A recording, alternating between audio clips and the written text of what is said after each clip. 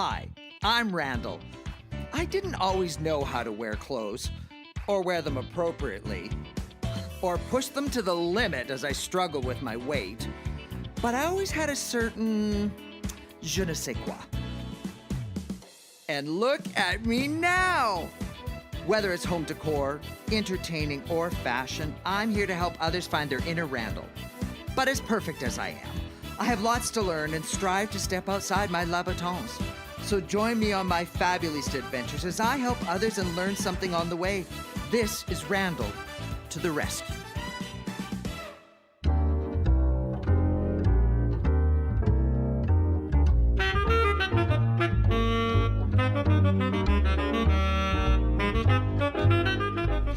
Oh, hello. It's Randall Fabulista, and welcome to Randall to the Rescue. I'm going through the tons of letters that I get from you people asking for my help. For example, I got one from a queen. The last one I worked with was a real drag. Oh, and also from a used car salesman. Wow, his pitch was pretty heavy-handed. But I got this letter from somebody I know. Dear Randall, it's Rob from effing Rob Seafoods. You were one of my very first customers, and I've appreciated your support over the years. Aww. One of the things that I've always been impressed with was your joie de vivre and sense of style. I do have good style. I've also admired your majestic Syrian beard. Yes, my Syrian beard. It's like the carvings on ancient monuments. I would love it if you could help me with a great style for my beard and give me some grooming tips. In exchange, I will teach you how to shuck. Shuck oysters. Regards, Rob Tyron. Well, I do love oysters, and I love seeing a man with a good beard. I say let's do it. Randall away! Randall to the rescue. Oh, yeah. Randall to the rescue.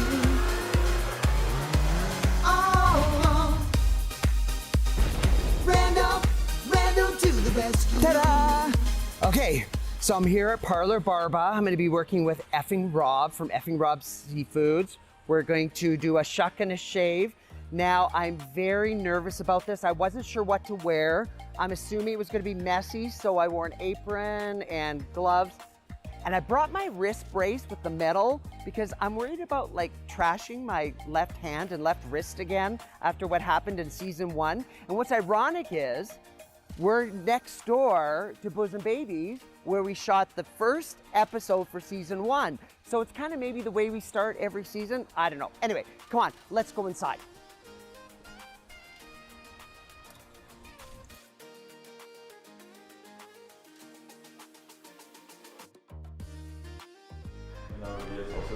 Hey, Vea, how are you? Hi, Randall. How are you doing? Thank you for having us here today. So, full disclosure, this is my barber shop, and it is called Parlor Barba. I'm here with the owner, Vea. So, how did she come up with the name? So when we were trying to think of a concept of a barbershop, we're trying to kind of link all the traditional parts and the pastime of barbering. So we felt it should be a meeting place for people. So parlor, and its term and its meaning, is a meeting place in a public room. So that's how we came out with that. And when we used barber, we wanted it also to be the first type of barbershop in Edmonton. And the Latin term for barbering or barber is barba, spelled B-A-R-B. Didn't even know that. Come here all the time. Didn't even know that. I come here for 2 reasons though. There's a cocktail bar and a fabulous barber. That's why I come here. Now, you're originally from New Zealand, right? Yes. And how did you end up in Canada? So I met my wife I knew it was a while. 12 years ago in New Zealand. So we're both studying at university. Yeah. She was doing her postgraduate and I was doing my undergraduate, and that's how we met. So I love so much about your space. It's the interior design. The bathroom is incredible. It's a great selfie bathroom. But you have a cool speakeasy. Yes, we do. And I'm hoping we can use it today. It's free today. Awesome. Okay, you know what? Our guest is here. I'm gonna go grab him and then we're gonna head down. Perfect.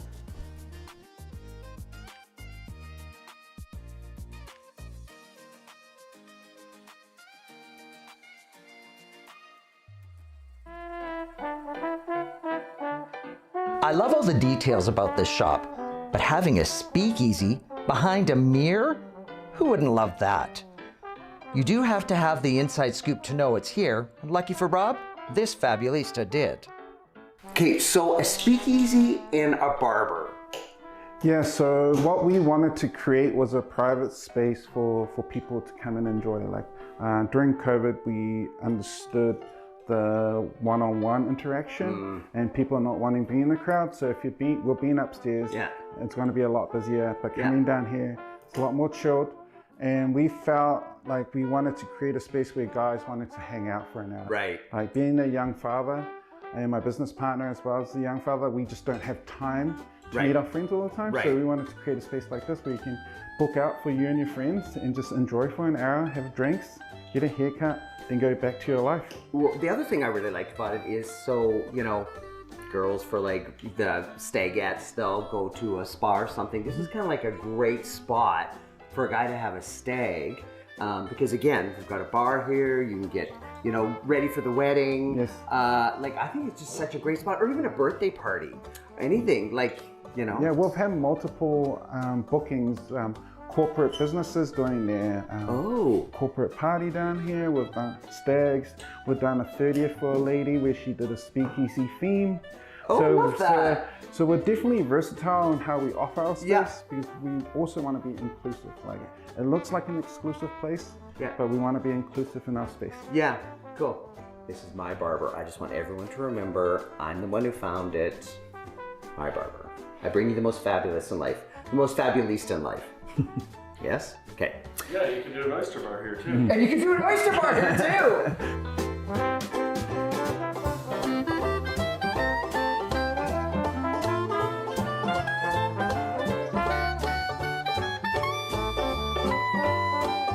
Mr. Rob! You too. Thank you for coming. So, I came dressed for the day. I've got my...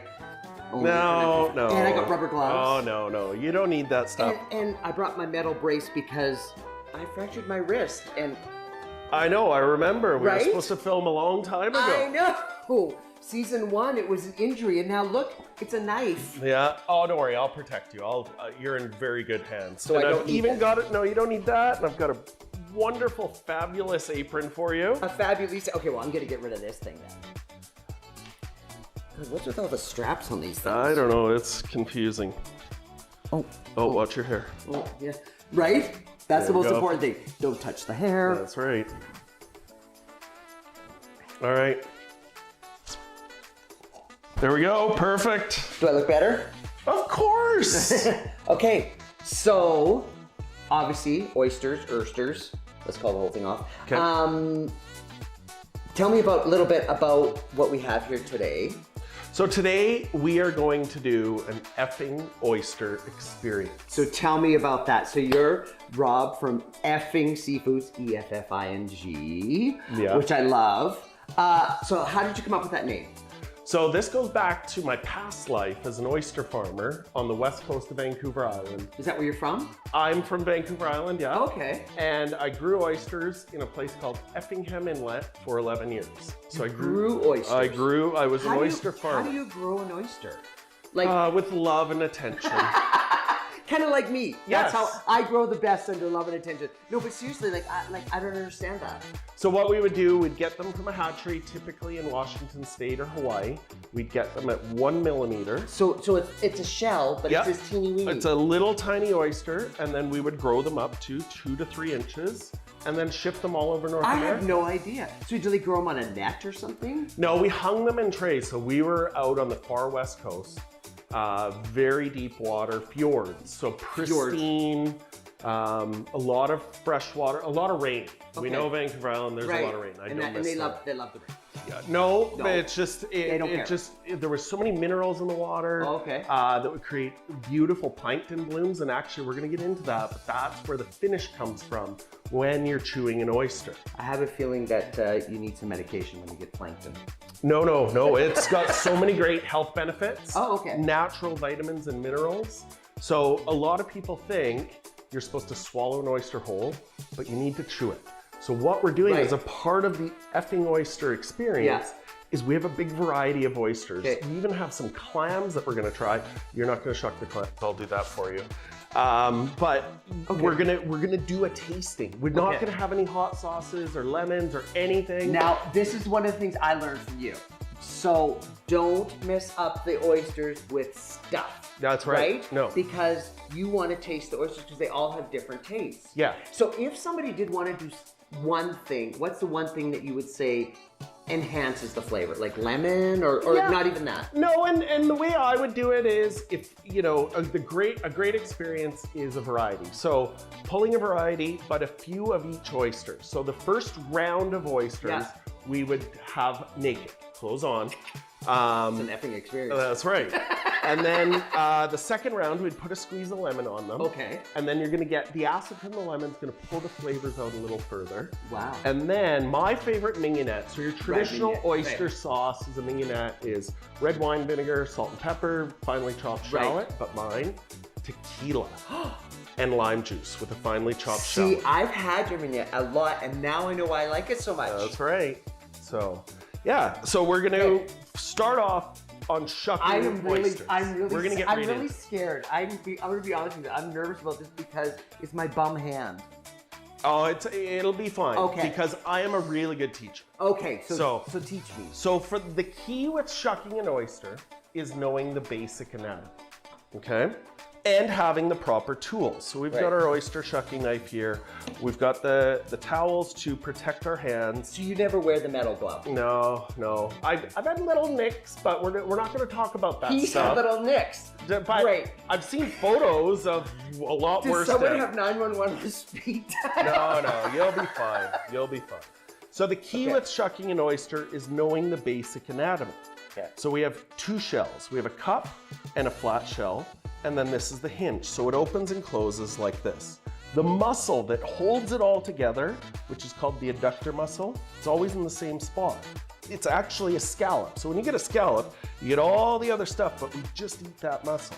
Okay. So we know where we need to take our knife. So we go cup down, hinge in front of you.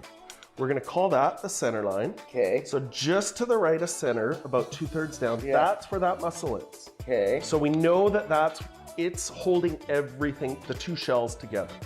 So we protect our hand, and we go in at the hinge with our knife, and we wiggle it in, a little bit of force, and then twist to pop.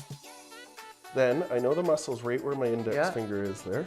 So I keep it along the shell so I don't damage the meat, because you want an oyster to look like it opened itself. Then, so there's the muscle. After you've taken that shell off, you look for any potential debris. It looks pretty clean. Then there's the muscle there, so we just sit it down, gently cut it away from the shell, and there you go. That's it. It's just that easy. I would have gone in from the front of the shell. You can do there's different techniques. Is there? Okay. Yeah. See, I would have gone in from the front. There's with the different species of oysters, I've seen like a European oyster at some of the World Shucking Championships. They will come in like this to take it, but it just depends on the oyster. I find that the hinge is perfect. Seeing as it's open. Make sure you chew it. Yes.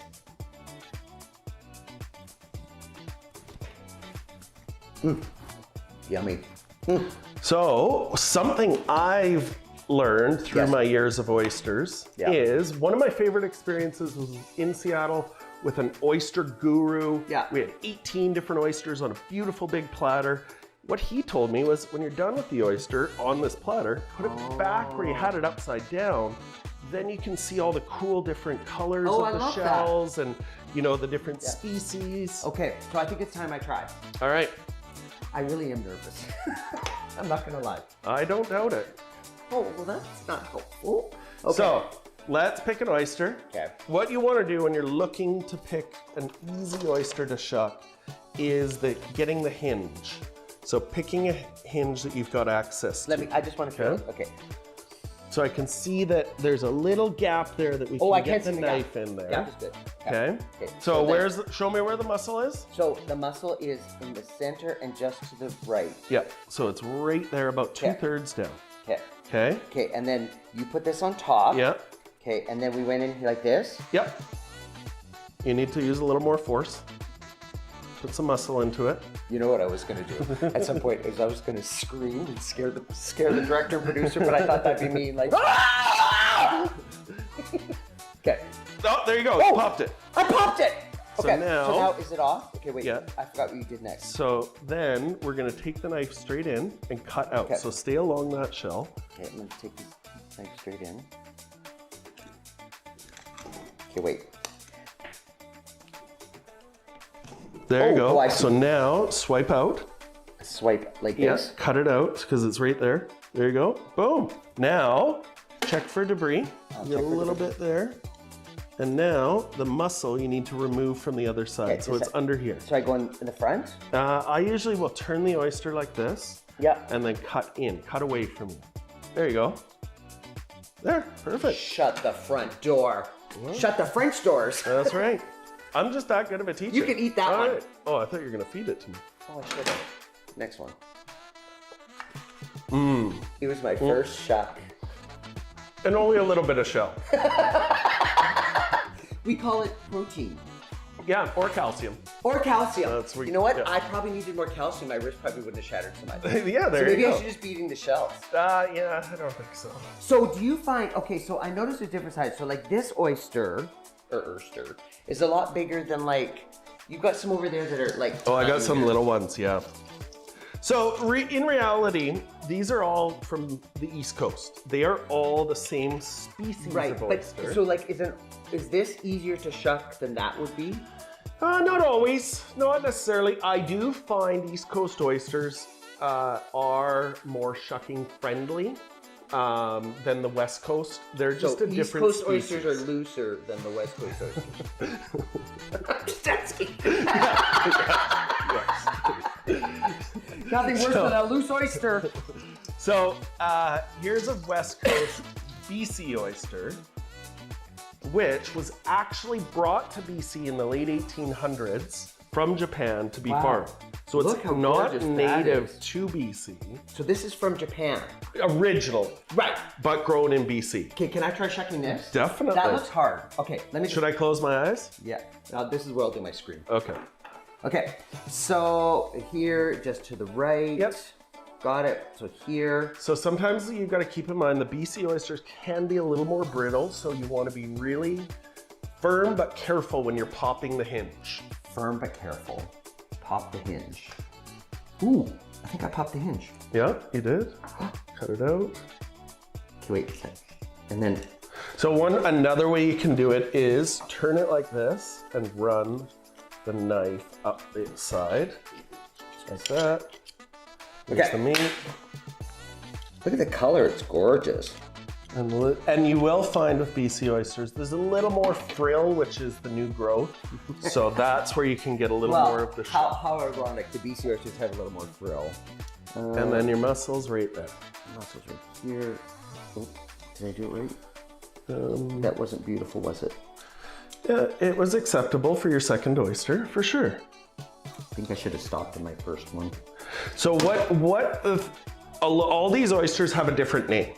Typically the name comes from the geographical area. That one's so different from the other one.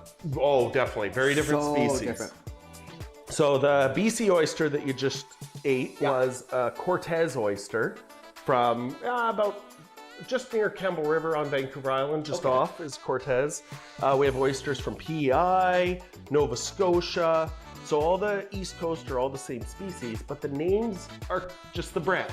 So typically it's from the geographical area, like I said, but sometimes it can be fun and playful, like when I had the effing oyster from Effingham Inlet. Oh, so getting back to the name, so there is an inlet called Effing. Yeah, Effingham. Effingham Inlet. Effingham. And where is it? Is it English or something? Yes, there is an Effingham. There's two Effinghams in the world. There's one in the UK and one in North Carolina as well. And you just drop the ham. Yeah. Oh, yeah. It's fun, memorable. who needs Plus, ham? I'm cheeky. So I have to be honest with you. When I see a tray of oysters, I always gravitate towards the big ones. Now, stop it. Now, what do you find? Which do you find the more flavorful? Smaller or bigger, or it doesn't really matter? I think it changes. So I've seen this since, but also when I was an oyster farmer, we grew oysters in the same trays side by side. We had two different brands. We had a smaller brand and a bigger brand. Yeah. We had the Effinghams and then the Pacific Rim Petites. Oysters eat plankton, which is in the water, but there's a wide range of plankton in the water.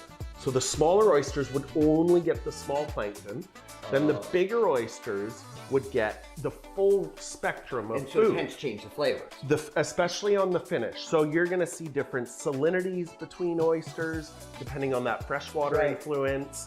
But the finishes sometimes can be really cool.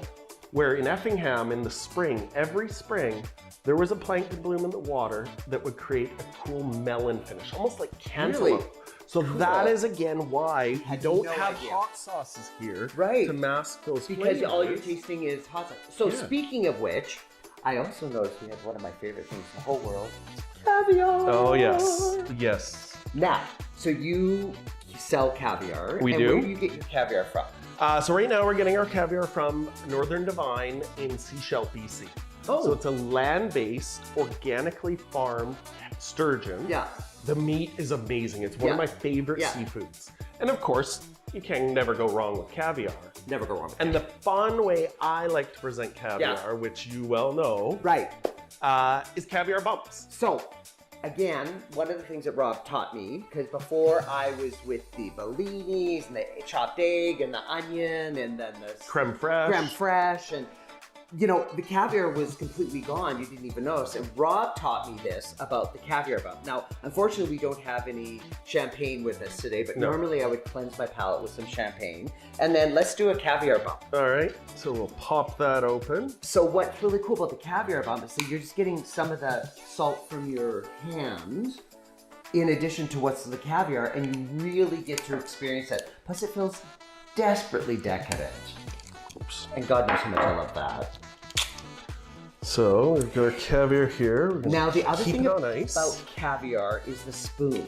Yes. So you always use a bone spoon because you don't want the metal to taint the taste of the caviar, correct? Yes, it can affect the flavor of the caviar. I listen to him when he talks about caviar. Okay, let's do a bump. All right. Oh, Yeah. that's a baby bump. Holy! Here, I'll do yours. There you go. There we go. So we go Cheers. cheers. Caviar. Amazing. So the way I like to walk people through it, as you know. Okay, wait. So buttery. Oh, and just the flavor profile is amazing. That is so buttery. Holy. Okay. Anyway, sorry. And so, like you said, with the champagne, or you can use vodka, a clean, flavorless vodka. That's going to cleanse your palate, open your taste buds. And what I like to do is just keep having them and having a shot of vodka in between. Use it like a mouthwash or the bubbles. And it Champagne, does. vodka, mouthwash it up. Yeah, well, I love it. it makes sense. Especially when you're enjoying caviar, because you get further and further into the flavor profile. Yeah. And, you know, like we talked about, without the blinis, the creme fraiche, you're not masking those flavors. Right, 100%. So, That's amazing. Okay, so you have taught me a lot today. I opened, well, if you can say it. There we go. I've learned how to shuck oysters. I've had some caviar bumps. And now it's my turn all right. to take care of this monstrosity. Thank you. Okay, Appreciate it. so I think we should get Robin, who's going to be your barber today. He's actually my barber. Love him. He's an expert barber, and we're going to bring this baby into shape because you have a beautiful full beard. I think once we whip it into shape, you can be more handsome. Oh, then I can look like you. Wow, lucky you.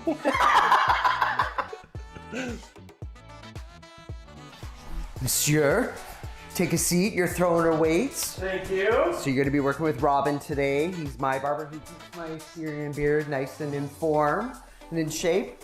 Hey, Robin. Hello. I always suggest to guys that they think about what look they want to have with their beard so that they can give the barber some direction on shaping it.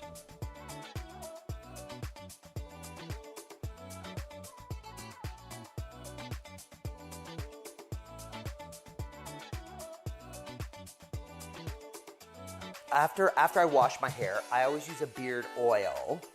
And then I use a beard brush. So what's important about this is, so after I wash my hair, I put the beard oil onto my beard, and then I do a heavy brush into my beard. It's also good for the skin underneath your beard because we don't get moisturizer down underneath that skin anymore because you've got the beard there. So beard oil, beard brush, get yourselves one. Really important.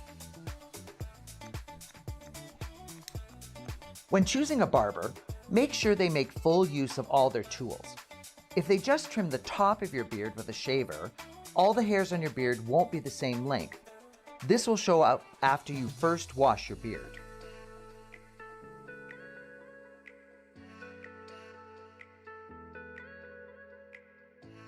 Okay, how are you liking this? Looks good. Looks Love really good. Yeah. Super clean. So handsome. Nothing too short on the sides. I wouldn't want to go super slim and then go for like almost a goatee. Yeah. I like having full sides. No, it's perfect. Match the length in the hair. Perfect. Thank you. So All right. what's next? Next, we get the razor out. Guys aren't great at taking time to pamper themselves, and the signature beard trim and shave is such a great way to do so.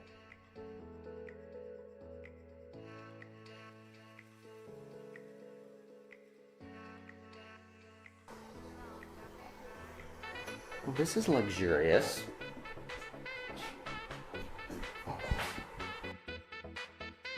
A shave with a straight razor will give you the great straight lines for your beard and signals well manicured facial hair.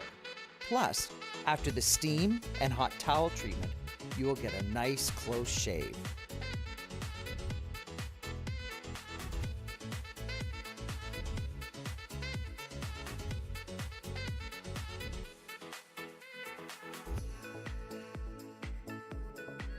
Taking care of your beard should be a priority, not just considered pampering.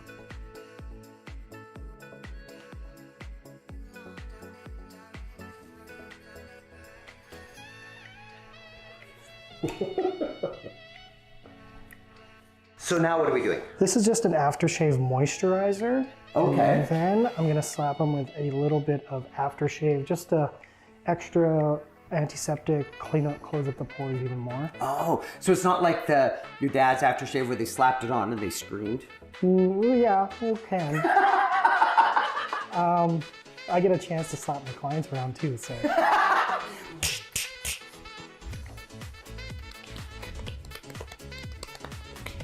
And it smells good. Oh, and he gets fanned? Yep. Seriously. It would all be worth it just for this moment. Yeah. I want someone to fan me. And then we just kind of do a little pat. Get strangle your client a little bit. Wow. And we're done. Bravo. Thank you. Yeah, thank you. So you have to go. I'm going to finish up with Rob. Thank you so much. Thank you. Thank you. Okay, you take care. You too. So I've taken my rings off because now we're gonna get in here and play around. So I talked about beard oil earlier. So I usually do about maybe 3 shots, depending on the length of your beard. You just want to work that into your beard. So we talked about earlier the moisturizer underneath your beard and it doesn't really get a lot of moisture. So this helps with that. And then just a nice beard brush. And I use this just to really work it into the beard. Your beard is so soft. See, mine's coarse, so I work a little bit harder. It also helps just exfoliate underneath the beard. And then for grooming, I always use a balm. Guess what you're getting today? Effing balm? No, better. You're getting the Randall balm. Oh. And do you know what it's made with? The essence of champagne. Of course. Isn't that fabulous? So would I get an oyster essence if you did a spin-off for me? I don't know if you want to smell like it. Well, I'll smell like champagne, you smell like the ocean. Okay.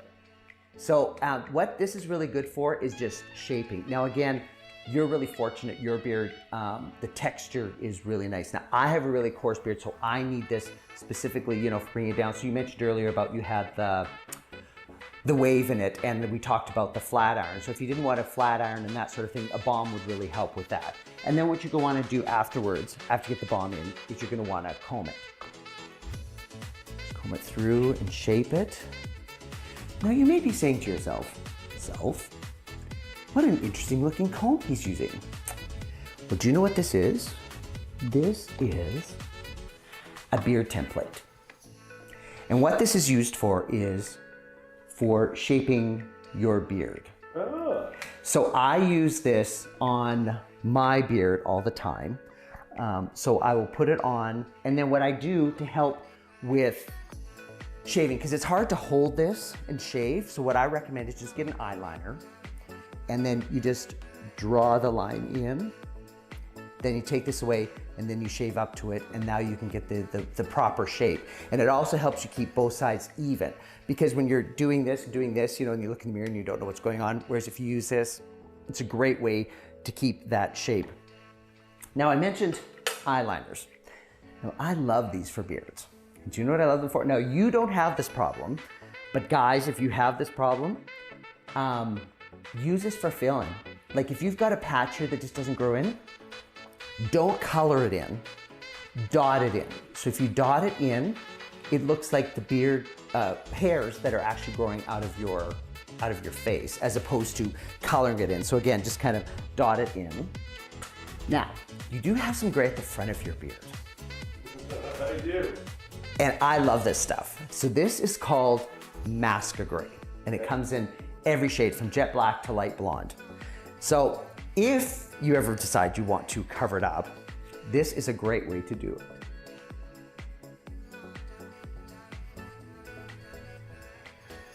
Now this product is called Masca Gray, but Just for Men has come out with a line too, and there. Oh, like 2 years younger. You know what? Isn't it the truth? Isn't it the truth? And that's all it takes. Another great tip is this stuff. This is that root spray that they're promoting now for covering up your roots. If you've got areas where it's not filled in, or you want to touch up the gray, this stuff is great as well. So those are all my tips and tricks for having the, oh, see? You do look so much younger without that gray there, see? You're welcome. Thank you. Thank you, Mr. Rob. And now we are gonna go do a photo shoot. Sounds good. Okay. So we're now at the point of the show where we do our photos. And as you know, our dynamic and fun and vivacious photographer, Jim, usually does it, and he's not here today. So we're going to use one of our producers, Faisal. I can't take pictures. Oh my God. Look, Jim's not here. I need someone to take pictures. I don't have a camera. You don't have a camera. Do you have a phone? Just use your phone and be fun. You know what? I can't work under these conditions. Just go. Just go. Just go. I'm sorry. But it's hard being a star and then your photographer who lights up your life doesn't show up. Anyway, Zen, I will pull through this. Let's do a photo shoot with Faisal.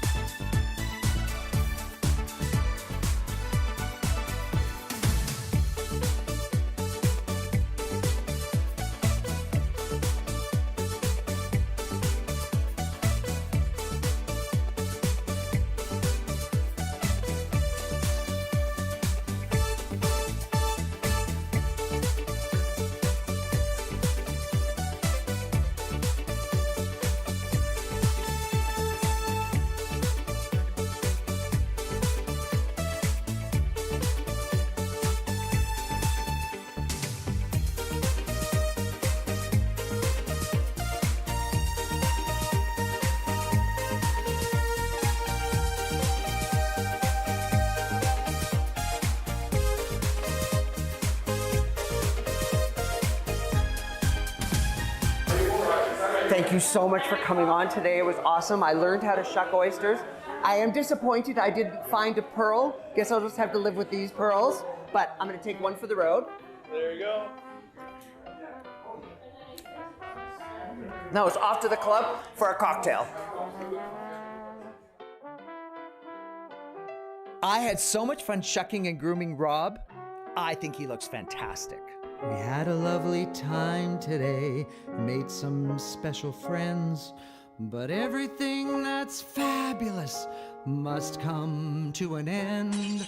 We learned some things and had some laughs, and now it's time to go. But I'll be back for another Fabulista show.